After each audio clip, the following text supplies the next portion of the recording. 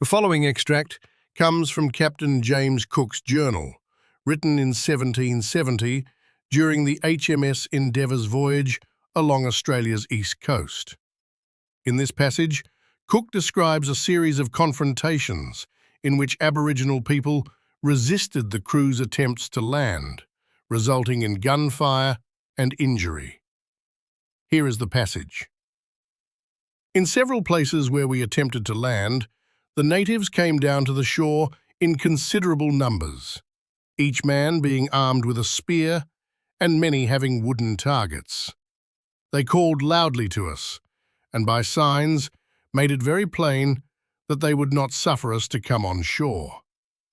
When we approached nearer, they advanced boldly towards us, shaking their spears and throwing handfuls of dust into the air, which appeared to be a token of defiance. We endeavoured by signs to make them understand that we meant them no harm, but all such endeavours were to no purpose. Finding that they still persisted, and that some were preparing to throw their spears, I ordered a musket to be fired at a distance from them, hoping it would frighten them away. This had little effect, for they continued to advance, and one of them threw his spear, which fell very near us. Upon this, another musket was fired with small shot, which wounded one of the foremost men. He staggered and was supported by others. Yet they did not immediately retreat, but stood their ground for some time longer, calling loudly to one another. At length, seeing that further opposition would expose them to greater danger, they withdrew slowly, carrying off their wounded companion.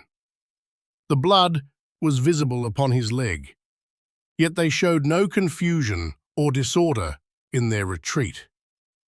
This conduct convinced me that they were far from being intimidated by us, and that they would not readily give up any part of their country without resistance.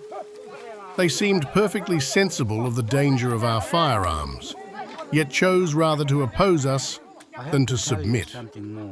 We therefore judged it prudent not to pursue them, nor to force a landing in that place, being desirous to avoid unnecessary bloodshed, and contented ourselves with observing their behaviour from a distance.